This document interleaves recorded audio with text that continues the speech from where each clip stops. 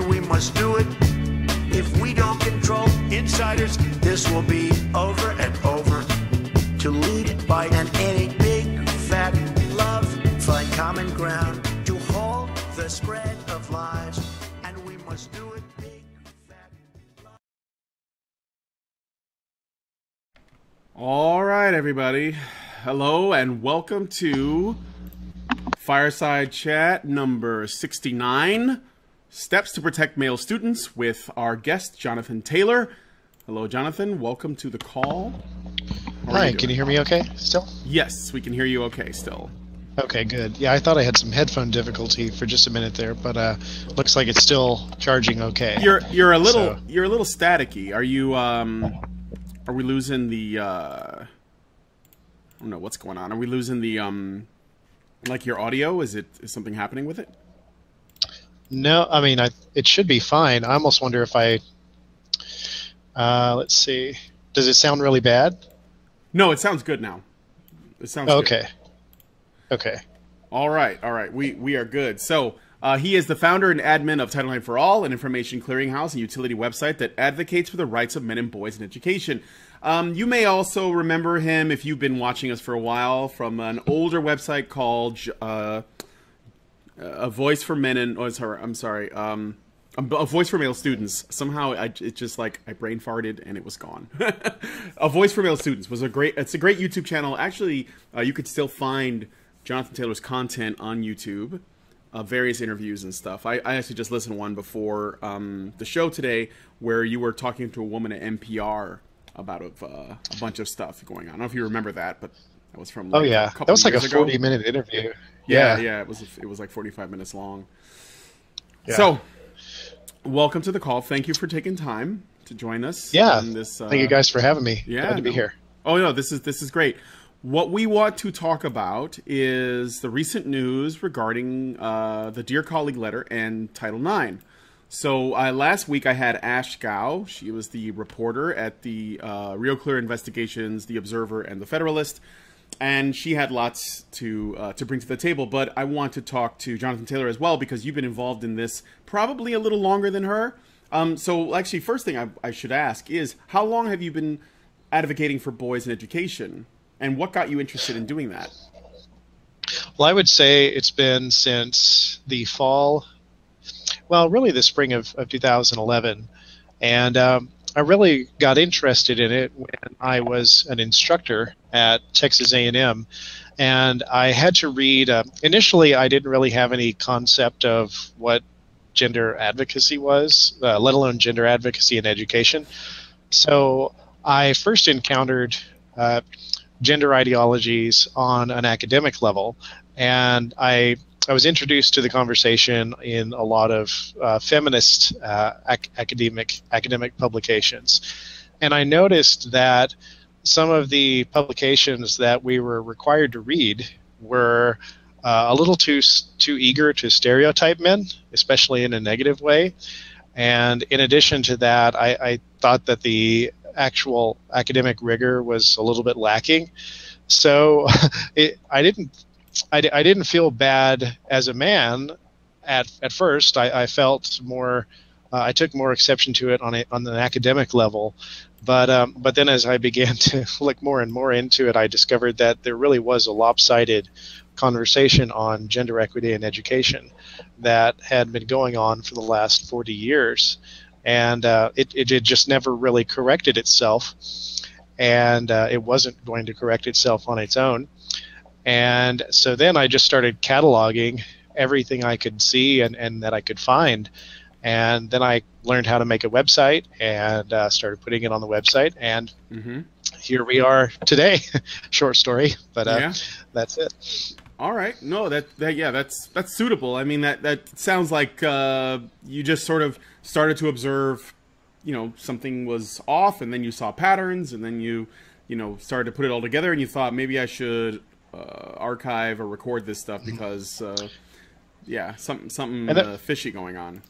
Yeah, and there's definitely other stuff too. Like you could see that academia was beginning to, like in my experience, I could see that, I was studying to be professor of English. And I could see how a lot of people were already starting to get this groupthink mentality, even in graduate school, where Hello? picking up on this. Oh, there you go. Oh, can you hear me still? Yeah, you dropped Okay. for a second. Go ahead. Okay.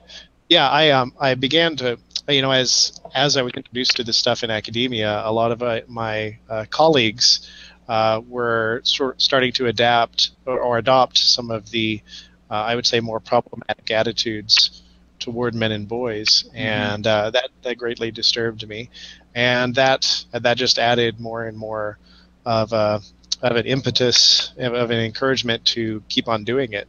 And of course, there's, once you find out the extent of what's going on, you're like, oh my God, and you can't really turn a blind eye to it anymore. So, yeah.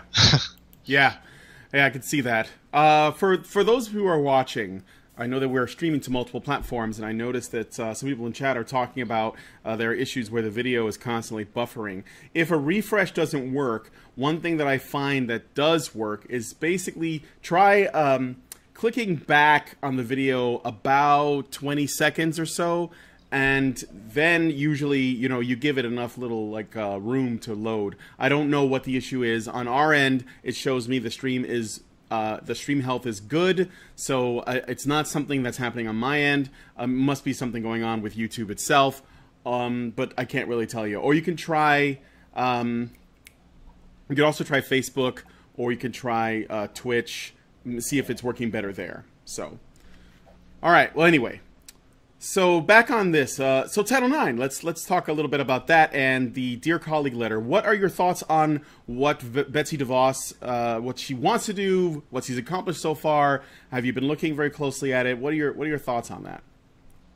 Well, concerning the Dear Colleague letter specifically, and concerning the rulemaking process that she wants to go into about future guidance on sexual misconduct in academia, I like the direction in which she's headed. I don't think that she'll get us quite where we need to be. I mean, I don't think there's any perfect area where she will get us anytime soon, but I do think that she is taking us in the right direction. There's some things that I do disagree with her on, and there's some things that I do very much agree with her on, but I think that she is at least starting to create this dialogue where the rights of the accused are just as important as the rights of accusers, and that's something that's been very much missing from the dialogue so far, and we can see that reflected in the new guidance that was issued just recently, and so. I mean, I cannot say that I would support her in everything, but I support the general direction in which she's headed so far. Okay. What are some of the areas that you disagree with her on, if you don't mind? Yeah, no problem. So, so in particular, if you look at the Department of Education under Betsy DeVos recently issued two new letters. They're both binding on all post-secondary institutions receiving federal funding under Title IX. One of them was the letter rescinding the 2011 Dear Colleague letter, and the other one was an interim guidance in the form of a Q&A, and that Q&A document was binding guidance for schools investigating and adjudicating sexual misconduct until until the Department of Education finishes the new rulemaking and public comment and review period.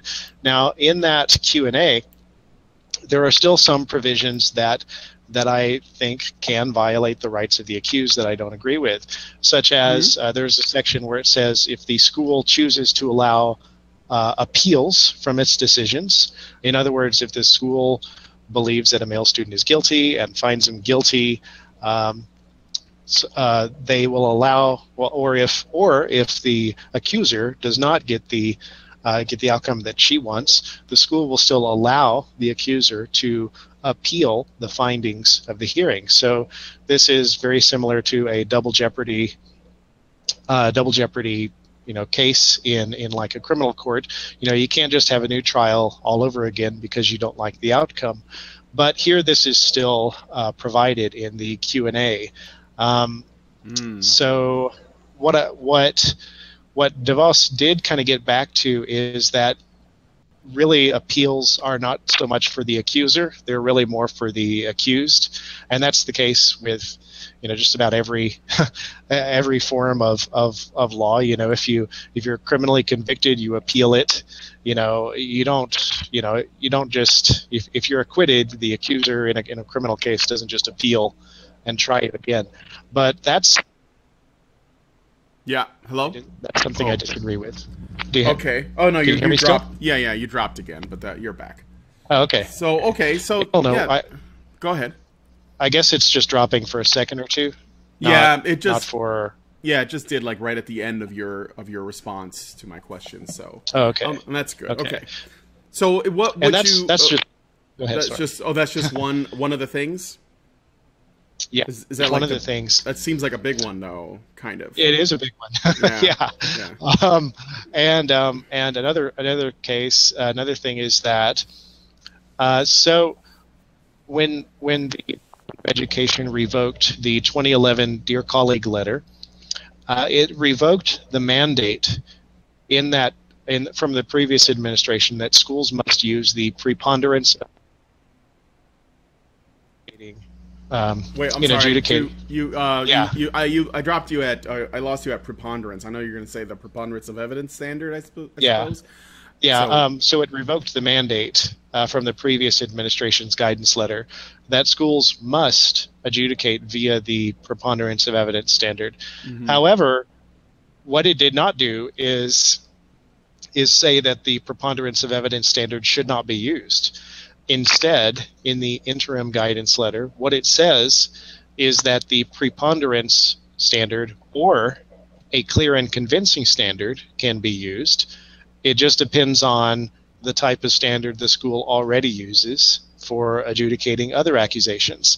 So the new mandate, at least for the interim, is that schools must simply be consistent with whatever type of evidence standard they use for other accusations. So, for example, if for other accusations the school uses the clear and convincing standard, a higher standard, they would then be required to be consistent and use that same standard for sexual misconduct accusations. If, however, they use the lower preponderance of evidence standard, they are also required to be consistent. Use that same low standard of evidence in adjudicating sexual. Yes. Hello. Hey. Yeah. I'm sorry. Yeah. It's just dropping for like 1 or 2 seconds. I don't know why. That's all right. It's all right. It was that you were saying I lost you right at preponderance of evidence standard for adjudicating, and then you dropped right there. Yeah. I almost wonder if I should get on my phone because these headphones. I mean, they're supposedly really awesome headphones, but I don't know what's going on. You're having some issues. If you want to, I guess we could swap, and I can talk to the chat for a little bit, and you can come back, and we could see if that works. I mean, I could. Let's see. Can you? What was that? Hello? Hello? You dropped again. It sounds like your headphones are underwater. What was that? Hello? I lost you. Do your things run on batteries? Uh-oh. We're losing them. Guys, I'm sorry. We're having technical issues on Jonathan's got problems with his headset. Are you there? I can't hear you at all. Hello? Oh, can you hear me? Yeah, barely. What's up? Yeah, I'm gonna try. Okay. Just get on your phone and come back. I'll talk to the chat for a little while. To feel free if you can hear me. Okay, so chat.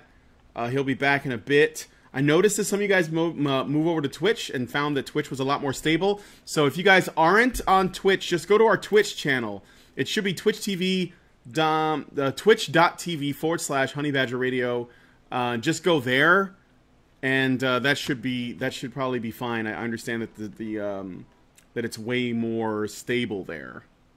So, but So we'll just wait here for Jonathan to come back.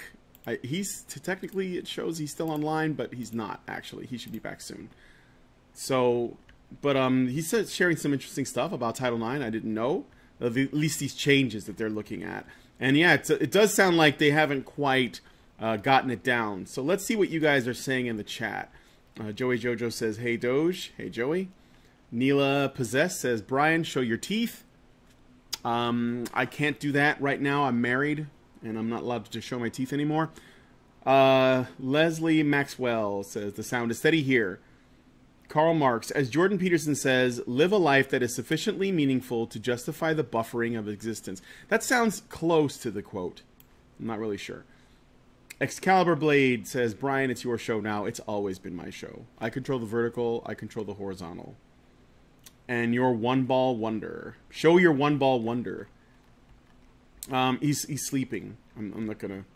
He needs his beauty sleep because see, now that my one ball does the work of two, he needs to rest more often. So usually when I start the shows, I put him in the closet like Small Wonder, that robot, Vicky or whatever her name was. All right, so somebody's here, I think. No, are you back? No. So I'm just waiting here. Sorry guys, you know how it is. Shit happens. But we will have him back shortly. And everything should be gravy. So maybe you guys can just ask me some questions. Oh, somebody's here. Can you hear me? Yes. Okay. Yeah. It's a bit echoey, but you are clearer. Okay. Yeah. Sorry about that. I'm now using my laptop speaker instead of my headphone speaker. I apologize for that. But we should no longer have any issues with batteries because I'm plugged into the wall right now. So yeah. Sounds good. Yeah. We got it. You sound good, and this will work. So okay. We were talking about preponderance of evidence standard versus the guilty innocent until proven guilty. I almost quoted what's actually going on right now: guilty until proven innocent. But so you were talking about some of the other things that you disagreed with regards to Betsy DeVos' proposal. Now it is in the review process right now, correct? They're looking at it. So. Do you think that some of these concerns that you have could be addressed at that stage? Or do you think it's actually harder to keep them from going the other way and essentially keeping as much of what the Dear Colleague letter put in terms of standards? There could be people working to essentially make that the standard. What are your concerns with that? Well, there's just so much volatility in the current administration that it's really hard to predict where it's going to go. I mean, we do have a lot of people that are, resigning for one issue or another.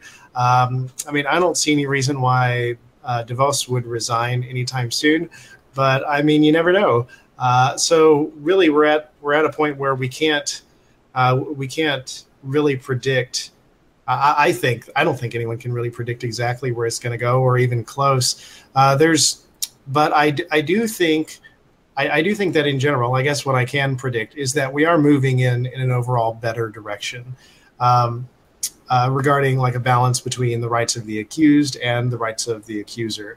So I can say that whether or not each of these provisions that need to be dropped will be dropped, I can't really say that. I do have kind of a gut feeling, though, that there's going to be some stuff that hangs on that just that needs to be gone, but we'll probably not get rid of in this administration. For example, I think the long game should be that schools just simply need to defer to the police and to the courts, the criminal justice system for these kinds of things. Mm-hmm. I think they need to assist, accusers. I think they need to make reasonable accommodations for the accuser and for the accused. But these schools are not sufficient experts on investigating or deciding matters of guilt or innocence in these types of things, and there's no way that they can ever be. So I think the biggest problem that I could see from a conceptual standpoint in trying to move forward is that there's such a focus on making the process equitable, the adjudication and investigation process, when really we just need to have a complete paradigm shift and move all this stuff over to the criminal justice system primarily. And when you say equitable, you mean that they're trying to please everybody involved instead of just saying this is not the way, this is just the wrong way to do this. That the correct position on this issue is not the middle just because we want to please people. It's got to be, a principled choice that unfortunately some people are just going to be unhappy with. Is that that's what it's got to be. Yeah, definitely, because and what I fear and what I think is may actually happen is that the attempt, the goal of the current administration to make everything equitable may entrench the investigation and adjudication process in academia, and that's what I think is bad for everyone involved. Really, like, if the entire reason why this stuff is being investigated by professors rather than police is because there are these myths that the criminal justice system, routinely, systemically fails, rape accusers, and certainly that's true in some cases. But I mean, we hear these things such as only 6% or whatever of accusations are false. Well, that too. But we hear some people say that only 6% or 2% or whatever of rapists will spend a day in jail, and that's just totally false. Really, what they're looking at is the conviction rate, when in reality, a lot of cases are plea bargained and people are sent to prison. So really, and when cases actually do get to actually be tried in a court of law, the conviction rate is roughly a little over 50%, I believe. So that's not really that bad. No. It's so many cases are plea bargained out, and otherwise they're dropped, and they don't count the amount of men who go to prison on a plea bargain in their figures when they talk about the number of men accused of rape who go to prison. So when they make that stat, does that also include cases where men are found to be not guilty? Yeah, definitely. So basically, anytime a guy is not guilty, which even in cases where he legitimately isn't guilty, that counts as a guy that got away, even though he was never guilty to begin with. Effectively, it does, because these people are fixed upon this dogma, and really a dogma is the best way of describing it, that only 2% of cases of accusations are false, when in reality they're just borrowing that statistic from the general rate of false accusations across all crimes, and there's so much evidence that does not apply to false accusations of rape specifically, that that number should not be trusted. And of course, there's been numerous studies showing why that number should not be trusted, and actually finding much higher rates of false reporting. So, but nonetheless, they cling to it. I mean, I just recently, actually before I got onto this show, I hopped on over to the website of Know Your Nine, which is like Know Your Title IX. It's an advocacy website, but for the other side, it's and it pro Title IX, pro Dear Colleague letter website, basically. Yeah, or really more like far left, feminist, fundamentalist, kind of crazy stuff. Mm-hmm. And so I'll go ahead and look that website up while you're telling me what else you found there. Yeah, well, I mean, I just looked at one of their statistics. There's a section where they have statistics, and I'm like, these statistics were so debunked a million times over. But I mean, it's kind of like the wage gap statistic. They just keep on coming back, and they're just over and over again.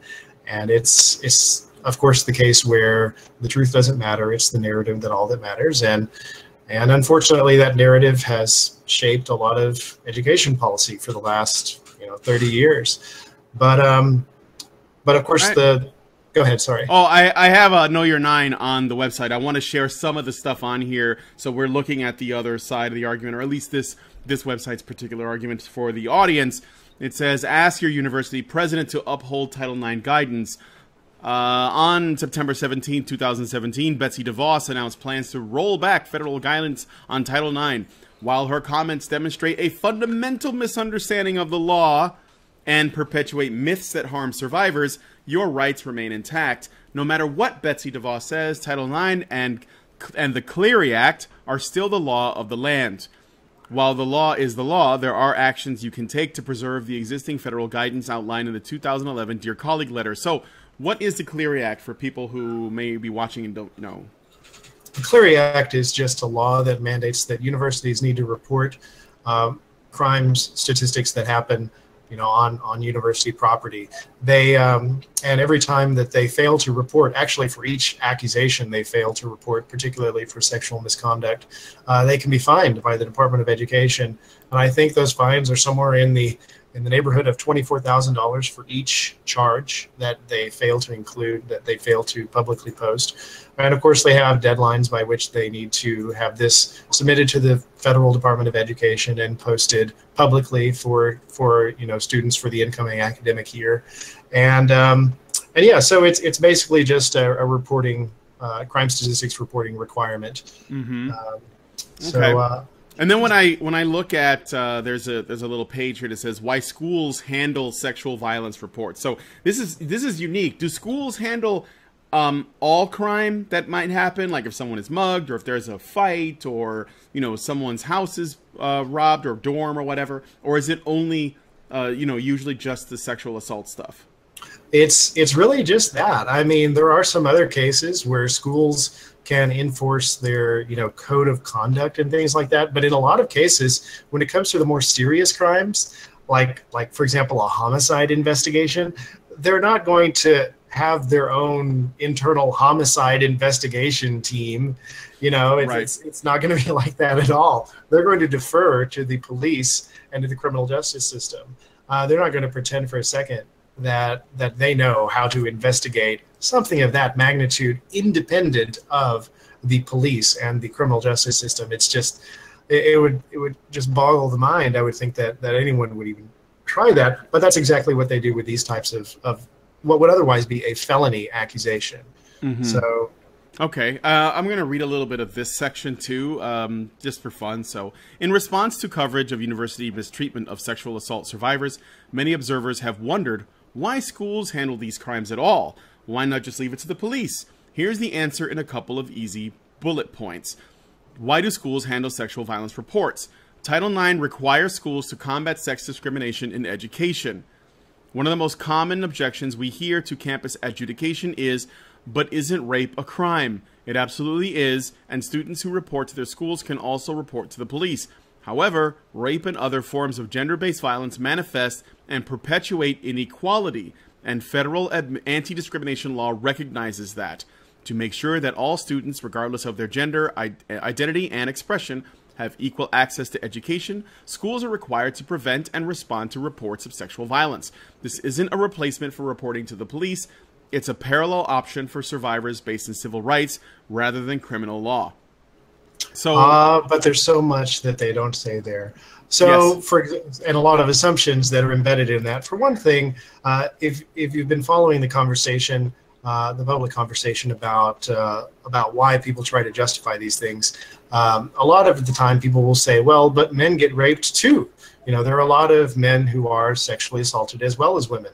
Well, then that does indeed beg the question, if men are sexually assaulted as well as women who are sexually assaulted, doesn't that mean that sexual assault isn't something that is limited to only one sex? Then how does that perpetuate inequality? Like, I think that's a bit of a stretch just right off the bat, because Title IX, I don't see, like, I've always found it confusing how Title IX manages to somehow be related to sexual assault on college campuses. Well, that's right where it says that perpetuates right where it says rape perpetuates inequality. That's actually a page right out of radical feminist Susan Brown Miller's 1978 book Against Our Will, where she says that rape is a political crime by which all men keep all women in a constant state of fear.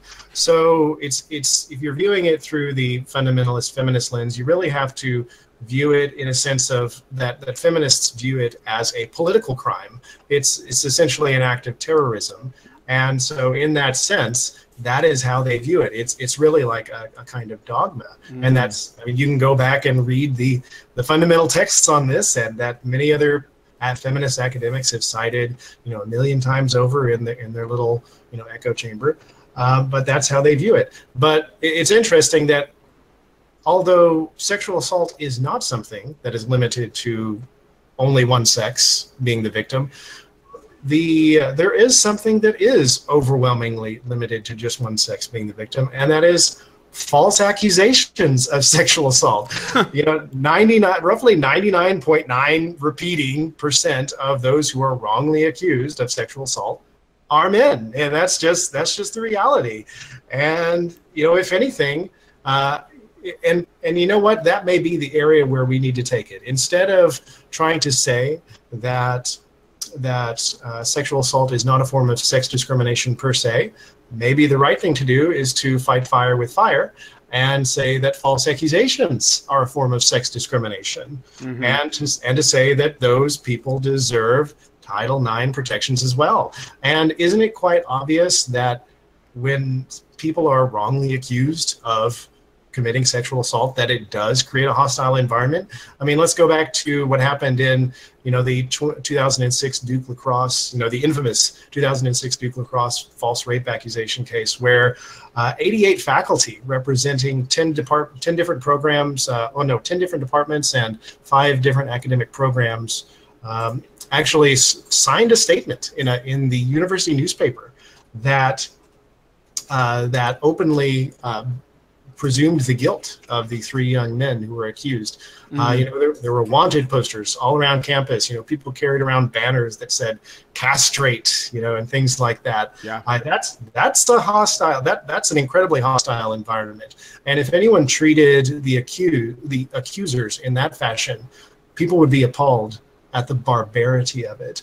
But in modern academia, that stuff just kind of, flush it down the memory hole. We're just going to forget about that. And that's all as a result of the lopsided conversation over the past 30 or 40 years. Yeah. So really, in what Know Your Nine is saying, there's a lot of assumptions in there, and there's a lot of dogma, but also notice that they're kind of making an appeal to authority. They're basically saying like, the law says. Well, number one, the law does not say. It's really the guidance that presumes to interpret the law. They're saying that Title IX requires schools to combat sex discrimination. Sure. But there's a question of whether or not Title IX actually requires schools to combat rape specifically, and the elision of the two is kind of a sleight of hand that does deserve some pointing out and some delving into. So it's almost like because the ability to choose between the colleges or the actual police, it's almost like choosing between the parents and choosing the one that that's going to be more lenient. And then the website tells you, this one does anyway, that if you go to the college administration, they're going to believe you and they're going to act on your accusation. They're not actually going to go through the due process, because it says then the next section, it says, why is this good for survivors? And it says, for many survivors, campus reporting is their only option. So they're already sort of setting that up to say, well, you should just go to your college administrator. It says many victims of sexual violence don't want to turn to the criminal justice system. They fear skepticism and abuse from police, prosecutors, or juries. They may not want to go through that ordeal of a long trial. They may fear retaliation from their assailant, who will most likely not end up prosecuted, let alone convicted, and they may be hesitant to send their assailants to prison. And absolutely none of that is a justification for creating some kind of replacement, which is really what it is, not a parallel avenue of redress, but a replacement of the criminal justice system. I mean, yeah, you could say that about all types of victims of a crime. Someone who is a victim of, being, violently assaulted, they're also afraid that their version of events will be questioned.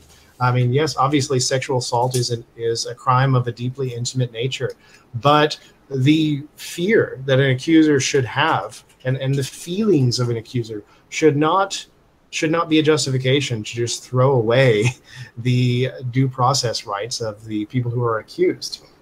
So, yeah. Absolutely. So let's go back to the Betsy DeVos thing and the Dear Colleague letter. Sure. Let me see what I have here. So some of the little facts about it. So I was talking to Ash, and I asked her, maybe you know this too, but I thought I would bring it up. I asked her, should there be a concern that even if, like, let's say Betsy DeVos gets everything done that she wants to do with regards to this, like all the goals she wants to accomplish, even if it's insufficient, even if she doesn't quite do everything that, you know, we think would be best, would be essentially to just leave it to the cops, you know, the way that every other crime is handled.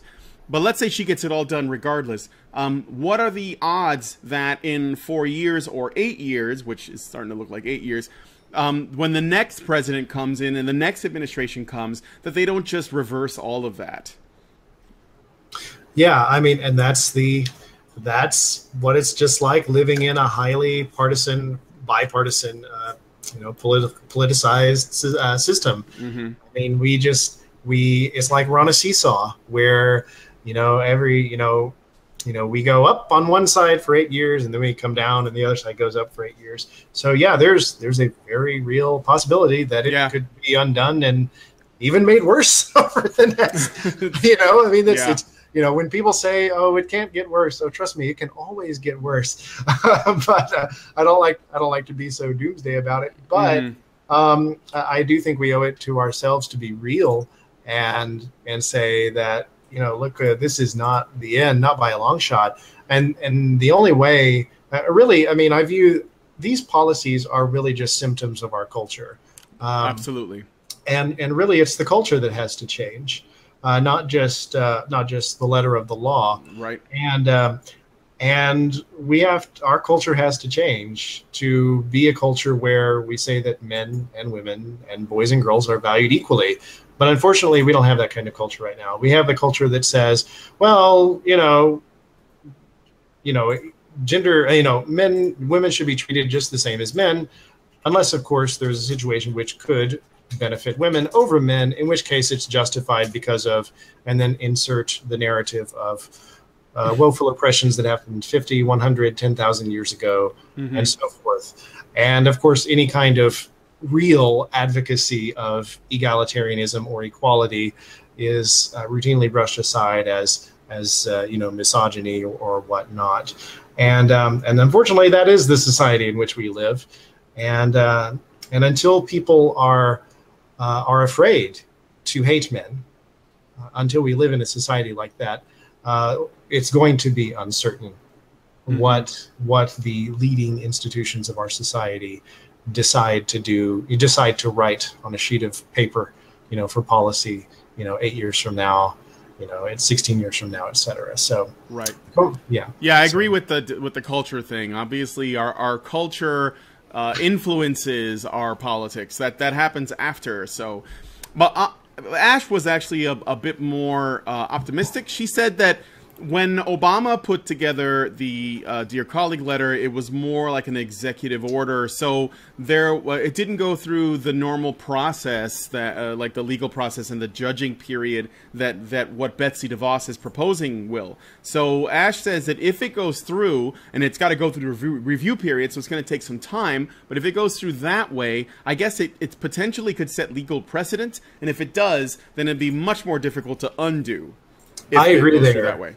I agree there. And that's one of the things that really undermined the legitimacy of the previous administration's 2011 Dear Colleague letter, is that it was basically decided behind closed doors without the public's knowledge, and then just rammed down all of a sudden one day just rammed down the throats of, post-secondary education institutions across the United States. Just all of a sudden, there was no period of public comment and review. If you look at the way that the Department of Education does things with, has periods of public comment and review for other policies, or even that other departments, like look at the Department of Labor.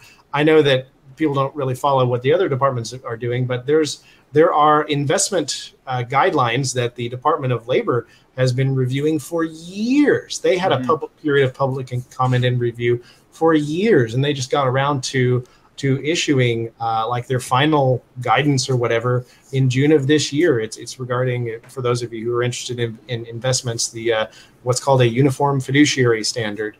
But that took years of public comment and review, and that establishes more of the legitimacy of it. I would definitely agree. But the Department of Education, with the previous guidance, as we said, did not do this at all. And to me, that just destroys entirely the legitimacy of it. I don't think that, and of course, those who support the previous administration's Dear Colleague letter don't look at it that way. I think many of them have double standards in that regard. Even though Betsy DeVos is going through a much more rigorous standard of establishing, guidance and policy than the previous administration, she's still going to get, shit on, and treated as illegitimate. Oh, of course. And of course, to a certain degree, I mean, there's a lot of partisan belligerence going on. So like there's a lot of people who really, really love Trump and people who really, really hate Trump. And so anyone who's even remotely associated with Trump is going to be just absolutely demonized by people who already are belligerent to begin with. And simultaneously worshipped. So it's like exactly. It's and that's not to say that, I'm not making a character statement about Trump necessarily. I mean, I think he's got some good things and bad things and et cetera, but we can spend forever on that and get sidetracked. But sure. But really, I think if you're being honest, you have to look at what DeVos is doing in its own light and look at it in the context not of Trump, but of the way education policy and particularly policy on gender equity in education has been going for the last half century. And just look at what she's doing. Don't worry about who she is. Just look at the action and see if it's something that do you like it? Do you not like it? If you don't like it, what would you change about it? Try to look at it from multiple angles, seek out the truth, ask questions about what's happening. And that's it. Don't, forget about all the other stuff about, character and personality. That's all background noise. It doesn't really help. Just look at what's actually happening. Now, I would like to kind of balance out what I said about DeVos's interim guidance, because I only really listed the things that I disagree with for the most part, but there are some really good things in it. For example, first of all, schools do actually have the option now of using a higher standard of evidence, the clear and convincing standard in particular. Another thing is that schools are now required to notify students ahead of the any kind of hearing of the actual charges against them, and they're supposed to do it in a timely manner. Another thing that's different is that the previous administration recommended a 60-day time frame for having these kinds of investigations and the findings of their investigation completely wrapped up. Whereas this investigation says that there's not going to be any one specific time frame that's mandated. Really, it just has to be considered. The reasonableness of the time frame will be considered in light of the particular that particular case. So that's good as well. Another thing is that sometimes students were allowed to have advisors during a hearing with administrators when they were accused, and some schools would only allow students who were accused to have an advisor from a pre-approved list of advisors, and sometimes those advisors had clear conflicts of interest and biases that would have precluded them from being any kind of assistance during the hearing. But the new guidance strikes that down and says that schools should not have any kind of restrictions regarding which advisor may participate. So that's good. It also says that stereotypes, sex stereotypes in general, both male and female, should be avoided. Like there's some schools that where if a man and a woman are both drunk and they have sex, a school, there's been some Title IX investigators who will say that they just presume that the male is guilty because of course. the male is the de facto initiator. Why? Well, because he's male. That's why. Because men have more agency than women, and that's why. So there are some definite good things coming out of the new guidance, and but obviously there's still a long way to go, and I do have to agree with Ash that there is definite reason to be to be optimistic. I would, but I always advocate being cautiously optimistic. Never blind yourself to to what's going on out of idealism. We definitely still have a long way to go. So. Okay, and well, I was just having a thought, and this is something that actually has come up often when we talk about rape allegations on college campuses, which happen a lot. I do a weekly show, the Polecat Cast, and it seems like every week I either get a story about a guy who was falsely accused of sexual assault, and the colleges are the ones that essentially handled the case, or I'm talking about some guy who was brutally beaten or came close to death or had been dismembered in some way in like a domestic violence case. It's always something like that, or some guy who got totally boned in like family courts. So when the stuff with college campus rape allegations happen, one of the things that I notice comes up a lot is people have brought up, and I wonder about this myself, while feminist advocates like Know Your Nine would say the reason why you should go to college campuses is because the police are not going to help you, and they're going to be, they're going to ask you uncomfortable questions, and they're going to want to know all your intimate details, and it might make you uncomfortable, and the college would just believe you unequivocally without question, and they'll handle it, and they'll be fast, and they'll be quiet, and then you don't have to worry about all the embarrassment.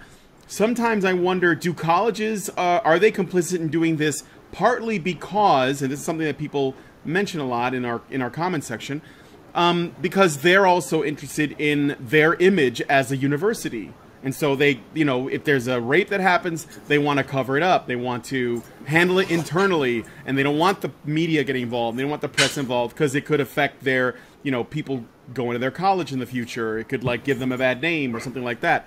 Do you think that that plays a role potentially, like the way that they act on the administrative level? I'd say it plays the biggest role. One thing that, there's a statement I came across a while ago. It's that careerism trumps everything in academia, and it's so the case. Schools, a Title IX coordinator and Title IX investigators, these people are not real. A lot of these people are some of them are feminist zealots who are veering off into the extreme. That much is very much true, but the core of the Title IX position is a risk management position, and it's a CYA position.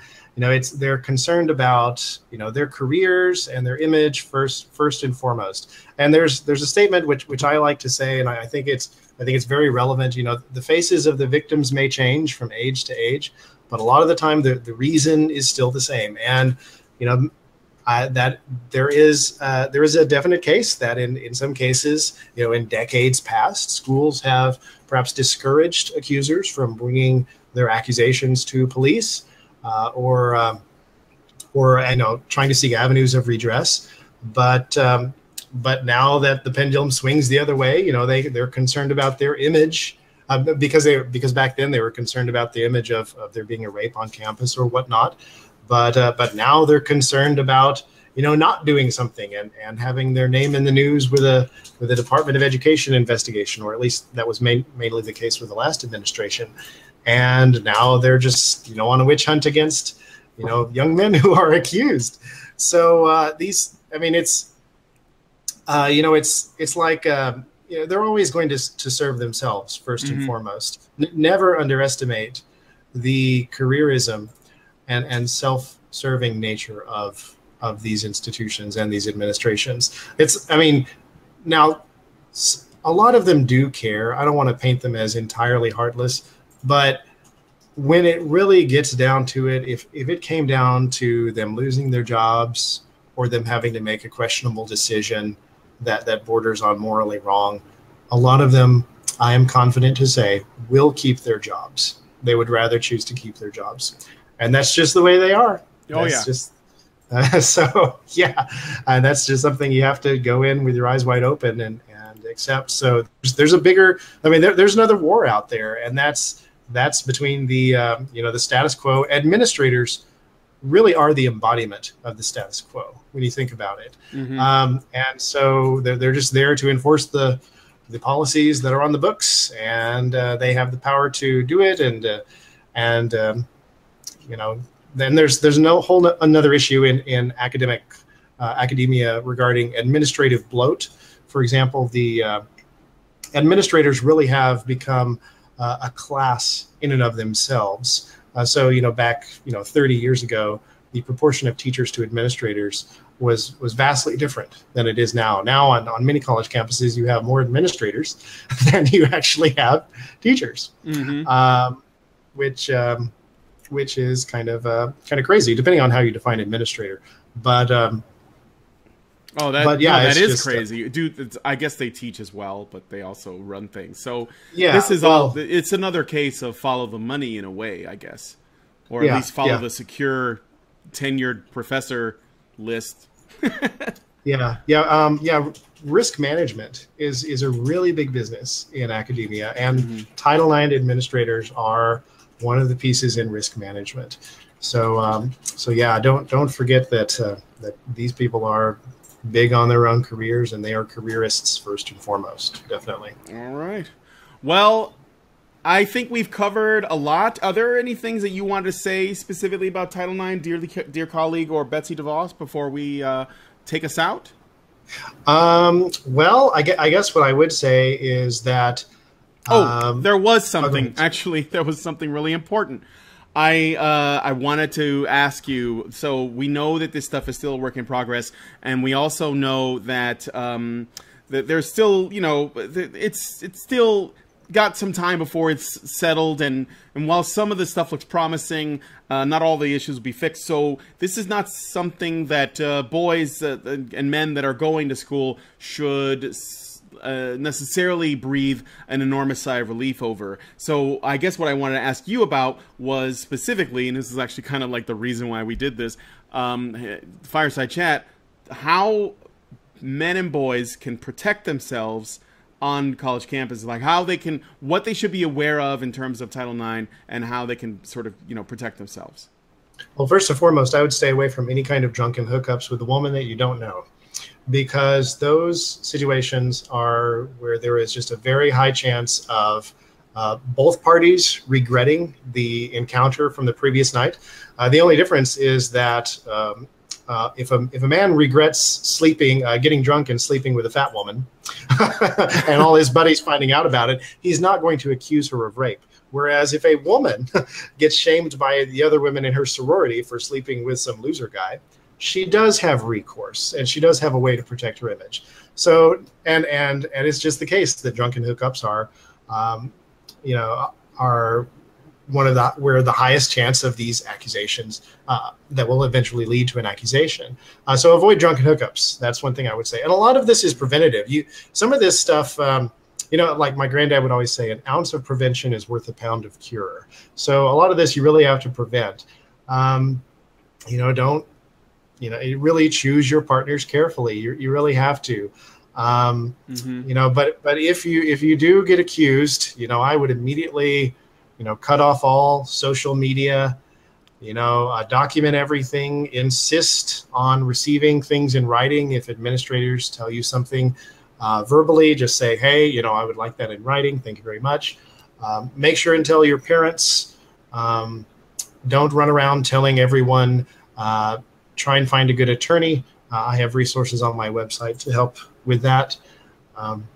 Okay. And if you're dating a girl from another school, and can she still use the university, either yours or hers, against you? Such cases have happened. They're rare, but they have happened. Yes. So they can do that. So what do they do? Does the girl if a girl accuses a man of rape and he went to a different college, does she use the college the man went to as a means to get this handled, or does she use her college? Based on what I've seen, yes. And that's another thing about this, that unfortunately both Dear Colleague letters do contain these provisions, is that if a school knows that a sexual assault happened on campus grounds or at a campus event, that school, if it knows or if it reasonably should have known, then it is required to investigate and decide if it needs to move further with some kind of finding, or adjudication. So yeah, that is very possible. Wow. And so yeah, I mean, and those cases are not common. Based on my database of 185 lawsuits, and also another 10 lawsuits that I've evaluated but have not yet added to the database. But they're certainly within the realm of possibility. So really, I mean, you have to be careful. Yeah. And this is one of those cases where, I'm not a religious guy myself, but I do think that there is some value in moving towards being a little more conservative in sexual values. Like, don't sleep around with a bunch of people that you don't know, that you don't trust very well. Choose your partners very carefully, not just for the fact that you may get a disease or you may get into some kind of psychological mess, but you could get into some real legal trouble that can destroy your life and your career and your reputation. Yeah, so the more partners you get involved with, the more you increase your risk, not only of things like STDs, but also of, specifically in colleges, you could just hook up with some crazy chick and she could ruin your life. And she would have the power of the entire university at her, at her back. So yeah. And not only that, but if the accusation happens and, you get, even if they don't have enough conclusive evidence to convict you criminally, if they just kick you out because the university doesn't want to be affiliated with you because it makes them look bad, then everyone who goes to the university and all the people in your community assume that you must have done it, otherwise they wouldn't have kicked you out. And so you have way more problems than that. So, and even if you're not expelled, even if you're just suspended, if you're there on a scholarship, if you're there on a scholarship and you need to maintain that scholarship in order to stay in, and demonstrate, academic progress, a certain level of academic progress while you're in order to maintain your scholarships for the next semester and so forth, you could lose your scholarships, and you can, you can come out legally ahead. I mean, you can come out legally on the right side of everything, but that doesn't mean you're going to get your scholarship back. That doesn't mean that you're going to get your academic career back on track. So just remember to be very, very careful out there. And, don't run around thinking that every woman is going to be like that, or even that most women would be like that. But just choose your partners very carefully. Right. Because you owe it to yourself to protect yourself. I got a question from the chat. Somebody asked, if you get expelled from a college due to a Title IX false rape accusation, or rape accusation, whatever, will you still be able to attend another school, or is it kind of like a ban from school, period? Or is that going to affect your odds of finding another school? It'll affect your odds. It's not an academic death penalty, although some people have been trying to push to make it like that. But it can indeed affect your odds of going to another school. Now there is a lot of what am I trying to say? The process of other schools sharing disciplinary information is not a perfect system. So the process of schools sharing academic records is much more set in stone and refined, but not so much the case with disciplinary records. But I still wouldn't rely on that as I would bet in any case that it's going to have an adverse effect on seeking another type of school. So all right. Yeah.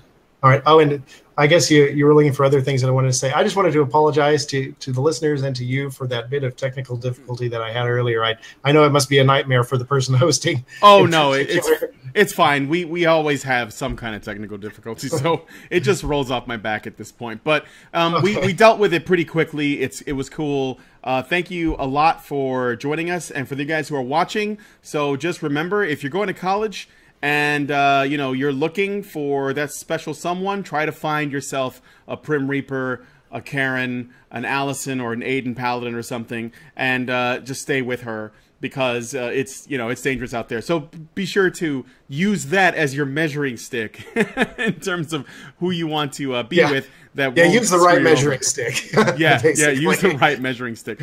So the website is Title IX for All. I have put it up on the screen here, and I've also included a link to the Facebook page by the same name. And this is Jonathan Taylor. So thank you, Jonathan, for joining us Those of you guys who are watching, please feel free to light up that like button and also comment in the comment section. Discuss.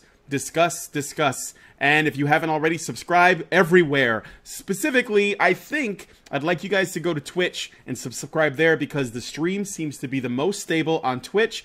And if we don't need YouTube, that's okay with us. So, I want to thank Jonathan again for taking the time to join us so late in the day. And I want to thank you guys for joining us on the Fireside Chat. We will see you on the next episode of Honey